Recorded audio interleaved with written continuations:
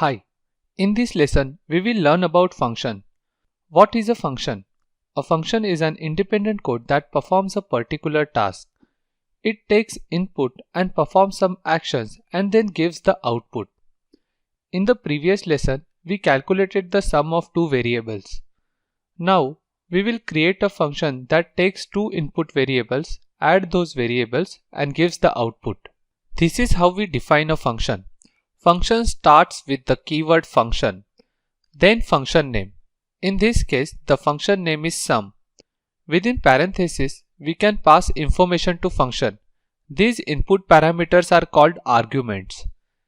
This sum function contains two input parameters and it will return an output. We can give any name to the function and to the parameters inside it. This is how we define a function. The function code is not executed unless it is called. How do we call a function? We just write the name of the function and pass the parameters, like we did here. When we call the sum function, the value of var1 in calling code is assigned as value of parameter 1 in the function, and value of var2 in the calling code is assigned as value of parameter 2. If we call the function with just one variable and in function definition two input variables are declared, then the value of second variable in the function definition, that is parameter 2, will be null and rest of the execution will take place considering parameter 2 as null.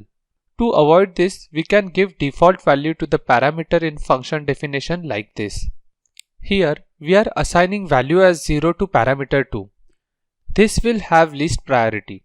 If var2 is passed in the function call, then parameter 2 will have that value. If not passed, it will use its default value. We are storing what sum function returns in sum variable. The output remains the same. It is not necessary that function should always return a value. It may or may not return any value. For example, consider this function. We want to display the result. Here, we have written the echo statement in function itself. So the function will not return anything. We can use any method. The function variable exists only inside the function.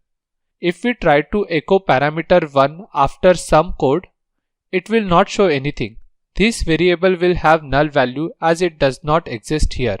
So, function and variable used inside functions are independent code. The variables outside the function also cannot be used inside the function. That is why we need to pass parameter in the function call to give function the value it will use. This way, we can make our own functions. There are previous predefined functions that we will use. For example, in the previous lesson you have used getType function. Array is another predefined function. We will learn about array in next few lessons.